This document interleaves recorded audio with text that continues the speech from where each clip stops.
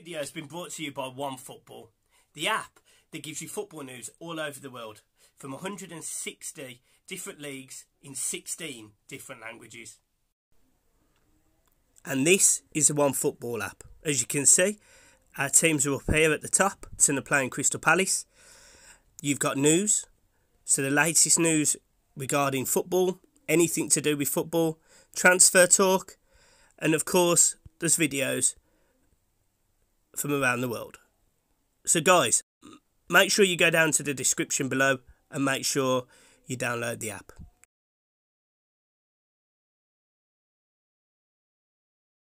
What's going on, everyone? It's Mike back again, and again thanks for tuning in. If you haven't subscribed, make sure you do subscribe, press the button down below and like and leave a comment. Always appreciated as always. Now this is a sell, keep and transfer video, so I'll be doing a few things. I've got my phone, I've got a tablet, I've got this, so bear with me a little bit, obviously. So we're just going to go straight through the team. This is obviously the January transfer window. Now, if you think I sound slightly stupid, that's because I bit my fucking tongue earlier and it's fucking killing me.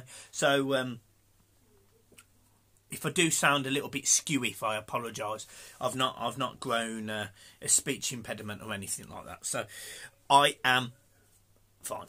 Right, number one, Jordan Pickford. He obviously has to stay for January. He has to stay. But I've got to be honest, I've not been impressed with Pickford. There's been some stats come out recently where he's faced, I think it was fewer shots, but he's actually letting more goals as a result. Speaks volumes about his goalkeeping wise.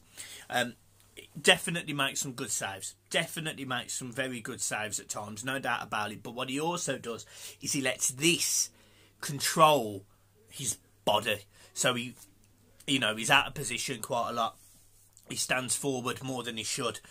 He gets caught off his line a lot. And I mean this. And again, I said this the other day, and I mean it in no disrespect to anyone, but maybe he is just too short. Because, the goal that we conceded against Liverpool, I think if a keeper was 1 inch taller, I think they saved that, because literally he misses it by a centimetre, maybe two. He might even have just slightly clipped it. The Man City game, Jesus puts a ball in the top corner. It weren't even the top corner, it was like midway up the corner. He gets a hand to it. Now I genuinely think if he's taller, he might save that. The goalkeeper that I'd like to replace him is Nick Pope. I've made no bones about that. It would be Nick Pope, because I think Nick Pope is good with his hands, he's good saves, he's tall, he's good with his feet. He's a confident goalkeeper, and he's someone that I rate and always have rated very highly. So yeah, in January, no, he's not sold. In terms of the next player, we got Martin Stecklenburg and Jonas Lossell. I can't see either of them going. However, it then turns out that Virginia has come back and been recalled, so one of them has to be going. Now, if one of them's going, it's got to be Martin Stecklenburg. So, unless Lossell's going because someone's actually going to pay some cash for him. But yeah, I suspect Martin Stecklenburg will be gone. So I'm saying, yeah, he's gone in January and replaced with Virginia. Lossell to stay, I suspect he will. Number two, Mason Holgate. He will stay, no doubt about that, in January. He's done okay. He's had moments. A video came out of his Snapchat of a picture of his West Brom shirt with his West Brom kit saying, I wish that I missed the days, or something like that. I wasn't immensely happy with that, so I'm hoping that isn't, I'm hoping that actually it wasn't from the other night, but I don't know. That's the problem. Fucking hell. Next one, Leighton Baines. He will stay in January, and actually at this moment in time, I personally start him over Luka Dean every game, irrespective of his age. Michael Keane. Now this is an interesting one. We've been linked with a few centre-backs in January, and we've done a decent job with 3. We've also got Gibson as well, who's fighting for some first-team football. If somebody came in with an offer for 20 million or 25 million for Michael Keane, I'd probably take it. Now, the reason for that is I can't see him recovering his Everton career from where it is. Because towards the tail end of last season, I actually come out and said that Michael Keane is better than Harry Maguire. It's just not. It's just not. So, if somebody offered me 20 million right now in January for Michael Keane to go, I would, based on the fact that a replacement is already bought in. I don't want Marcel Brand selling our central midfielder or selling our player and not replacing them. I don't want a situation like that again. So that's what I would do. Luca Dean, he obviously stays. There's been rumours that he's been linked with Lyon. If he goes to Lyon, I think a lot of the fan base would be disappointed because we bought into Luca. We bought into what he was. You know, he's putting his body on the line, and I've got to be honest, I don't feel like we've seen that as much this season. So I've been disappointed with Luca Dean, I must say. But I keep him. Yuri Mina, he stays. There's no getting around that. He's been a small positive this season. He's not played great at times, but he's also give it all, and actually at times he's also played very well. So I don't get rid of Yuri Mina in January, obviously. Jibril Sidibe, some people criticised him against Liverpool, and I semi-get why, but what he was having to do was completely run past the midfield where he would pass into, because Sigurdsson, Schneiderlin were fucking redundant. There was a waste of time. So I thought the criticism that Sidibe got was harsh. I've actually always rated Sidibe. Sidibe's weakness, in my opinion, is when he plays on the wing, or even defensively, he doesn't get across to his man quick enough. And it's something that John picked out. What a space he's got. Joe Man Sidibe, for fuck's sake, get over! And obviously, if you weren't aware, there was a viral video of John telling Sidibe in a very forceful manner to move. Next one, Seamus Coleman. He doesn't leave in January, end of story. Cuckoo Martina, he goes. He has to go. I'll drive him there. John's offered to drive him there. John's on the cabs. John will drive him there, no problem. I don't care where he goes as long as he goes, because he's shit. Fabian Delph, he has to stay. Right, now we move on to our midfield. Now this is an area that is littered with dross. So let's just go through this. Gylfi Sigurdsson. If somebody offered me £15.50 right now, a packet of salt and vinegar crisps, and maybe half a pint, and I'm not even talking of a decent beer, I'm talking, give me the finest Carlsberg, something that's just general, half a pint of that, he can fuck off. Because him, I've slated him now for 3 years. I've not rated him. I never rated him when we signed him. He's not a number 10. He's not a centre midfielder. I don't understand what he is anymore. And based on the fact that I'm pretty sure he's 31, just move him on. If you get 10, 15, 20 million for Gylfi Sigurdsson, you snap the hand off. But as I say, give me a pack of salt and vinegar crisps and half a pint of Carlin, and he's anyone's. Plus £15.50, because I'll take that. Morgan Schneiderlin, again, he was a player that I thought, oh, hang on, he's turned a corner. Towards the end of last season, he was playing all right, and then this season he played okay when he's come in. Honestly, I saw the attitude he had when I hated him, which was last January when West Ham were linked with him against Liverpool. I saw that attitude when he was getting outrun by nippers. So he can fuck off as well. So if we got £30 million for Sigurdsson and Schneiderlin, I'd take that in a heartbeat. Andre Gomez, he obviously doesn't leave. Jean-Philippe Gabamin, he stays as well. Tom Davies, he obviously has to stay based on the fact that the other two go. But if somebody offered me a loan move or something for Tom, I'd say yeah. Somebody offered me 15 million for Tom, I'd say yeah. But obviously we need a replacement in midfield because we currently don't have a midfield. So, you know, we can't get rid of midfielders for the sake of getting rid of them. But at this moment in time, I would happily sell Gylfi Sigurdsson, Morgan Schneiderlin and Tom Davies if I knew we were bringing in at least 2 midfielders. Do you get what I mean? Benny Beningame, he needs to play football, go out on loan. Dennis Adrianian. For me, from what I've seen of this guy, I really like him. He's direct, he's powerful, he's quick, he's got good feet, he can tackle. I want to see more of that. I want to see Everton promoting the under-23s and the under-20s into the first team squad because they deserve it. You know, and this is one of the criticisms I've got of David Unsworth, and as many of you have. Where are the under-23s that have won the league? Where are the under-20s that won the World Cup for England and all that shit? They're not anywhere near the first team, and there's a reason for that. And that has to be addressed. People have said, oh, that's Marcel Brand's department. To be honest, and I've said it for ages, I do not trust that man to get it right. And I still don't. Because I can still see right now that he makes his movements in the market the last seconds, and I don't want that. We need them now. That's just my take. Richarlison, he stays. Dominic Calvert-Lewin, he stays, but he's massively overhyped. He's had one good month, and the papers are trying to sell him for 50 million, and half the fan base are falling over saying, yeah, we've got to keep him, he's made it. 75 grand a week, fuck right off. He's not worth that, and in the summer, Everton needs to be looking at a striker. There's no doubt about it. We've never replaced Lukaku.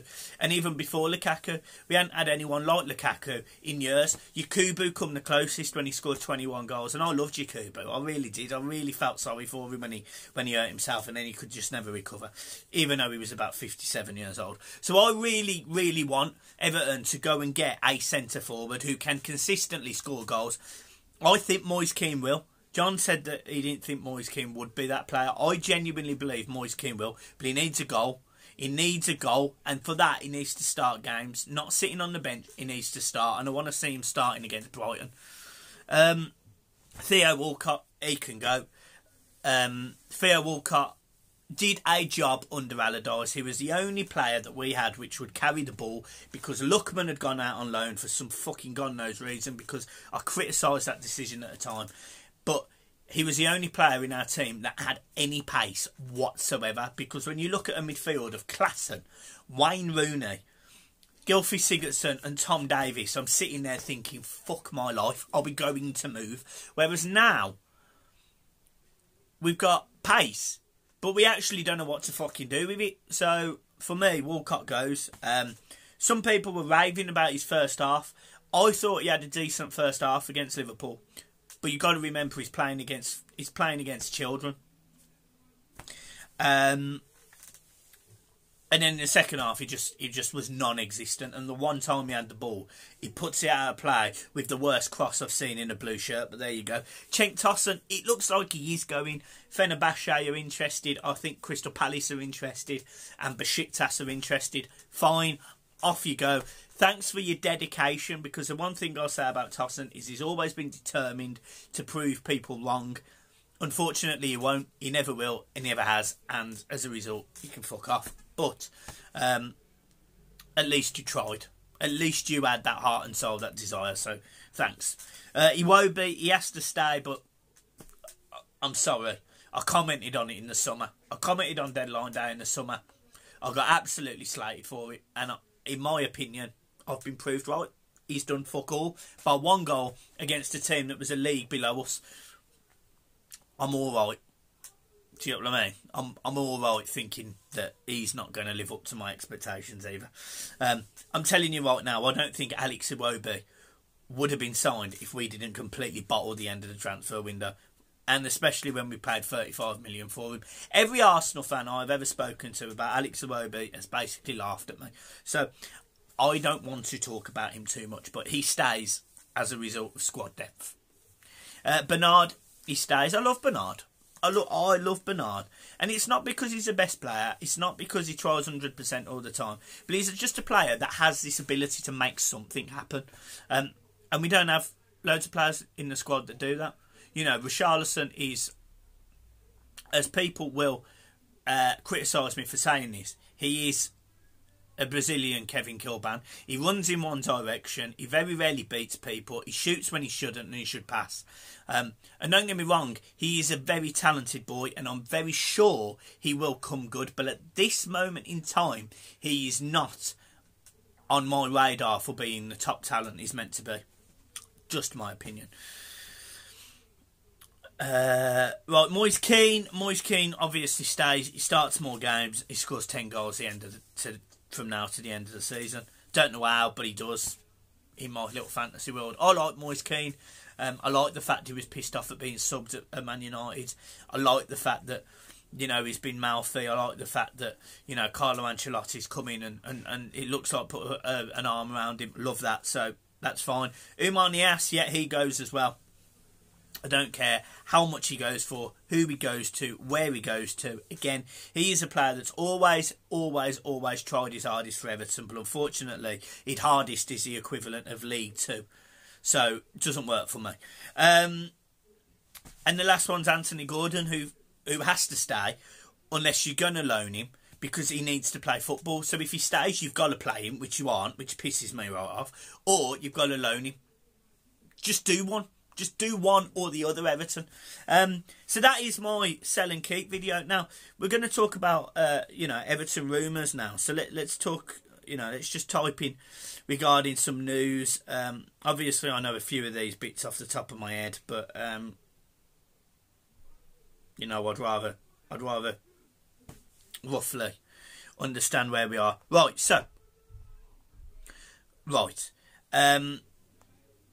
First things first, Everton have apparently made a £7 million bid for Lucas Verissimo.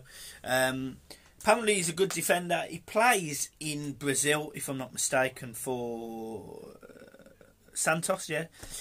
Carlo Ancelotti really likes him, apparently. He's a player that I believe, just from what I was reading, he's pretty good with both feet. He's a ball playing centre back, and yeah, I mean, for £7 million or whatever it's touted, yeah, I'd take him. Apparently it's been rejected, so we might go in again, but who knows. I always have this concern with South American defenders, because I don't rate any of them that I can think of off the top of my head. So I do worry. You know, the other time when we did have a few South American defenders, Alcaraz being one of them, Funes Mori being another, neither of them particularly instilled confidence within me. So, yeah, we'll see how that goes. Another player we were very briefly linked with was Koulibaly. I got really excited, and the thumbnail also includes Koulibaly.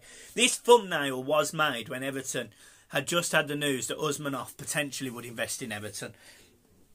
So I went to town mentally. I was thinking, fucking hell, we're going to have a front three of Gareth Bale, Richarlison and, I don't know, Lukaku, Lewandowski, whoever. You know, centre-back pairing of Koulibaly and Mina. You know, I was getting excited. Maybe Nick Pope will come in. And it doesn't look like that's going to happen. And then we've been linked with Nathan Ake. Now, Nathan Ake, Bournemouth tried to say that Nathan Ake was worth £75 million to Leicester in the summer. And quite honestly, I don't know what sort of substances they do in Leicester, but he is not worth 30 million, never alone 75. He's a decent defender. He's not great. He's certainly not great. He's an upgrade on Keane. Yeah, it's not for me personally. I'd rather be aiming slightly higher than Nathan Ake, but that's just my opinion. Then in midfield, we've been linked with two players, particularly in the centre of midfield. One is Rabiot, I think we describe him as. He has been a player that has been touted with us a few times. He was touted with us in the summer, and he got a move in the summer. He's now being linked with a £20 million move from Juve. Obviously, they also signed Aaron Ramsey, and I believe they might be struggling a bit financially now because of the Ronaldo deal, contract, whatever. Yeah, he's a player that's very good. I'd take him in a heartbeat. He, Gabarmin and Andre Gomez would be a really nice three in the middle of the park. But what I will say is none of them, I would say, are ball-carrying midfielders. And that, in my opinion, is what we need. Then we get linked with James Rodriguez. Now, again, very good player on his day without the injuries. And he's a player that, in my opinion, and people disagree with this, and that's fine, they think he's too old, he's spent, his injuries are bad. I just think a player like Rodriguez and a manager like Ancelotti puts Everton on the map. And going into the new stadium, it's always a good thing to build up your brand. But that's for not footballing reasons. So I do understand the point. We do need someone who can carry the ball in the centre of the park. We did have that player. That player was Ross Barkley, but at the end of it, he would never do the right thing with it. We need someone who can carry the ball, can make that right pass. In my world, and me being brutally honest, a player that I would love Everton to go all out, balls deep for, is Jack Grealish. And if he costs 40, 50 million, then do it, because that boy is a very, very talented player. Then we've also been linked with a couple of strikers. One was Zlatan Ibrahimovic for a while. We all got excited slightly. Well, I did. I definitely did. But that's not happened. And the other one, which, again, I don't really know what I think about this, is Michy Batshuayi, who's also been linked with Crystal Palace. We've been linked with him a couple of times in the summer. We got linked with him now. Ancelotti's come out and said he doesn't need a striker. Now, I'm telling you categorically, we need a striker. Now, I don't need to be paid £11.5 million per year to tell you we need a striker, because it was absolutely obvious, and has been obvious so many times with the amount of created chances we've had, which I think we're in the top 6. Shots that we've had on goal, which is, again, I think we're in the top 10 at least. And we've scored one of the lowest amount of goals in the Premier League. And that is because our strikers are shite. So, we need one. And we need a goal scorer. And that's not easy to find in January. So, if he thinks he's got enough firepower to just get us over the line until May, fine. But it's a complete wasted season. Again, the season's over. If we're not going to qualify for Europe, which a lot of people will say, no, I don't want to qualify for the Europa League again. Fine, think that. Me personally, I wanted to qualify for the Europa League last season, and I want to qualify for the Europa League this season because I want to play European football. But I do get why people don't want to. Facts are, we can say every year, I don't want to be in the Europa League, don't want to be in the Europa League, don't want to be in the Europa League, and the simple fact of the matter is, we never will be. At this rate, we never will be, because we are so shit. So, look, guys, that is sort of my sell, keep and transfer update video. I hope you've enjoyed it. Yeah, I just, that's it. Really, I've got nothing else. So, love life and enjoy it. Peace.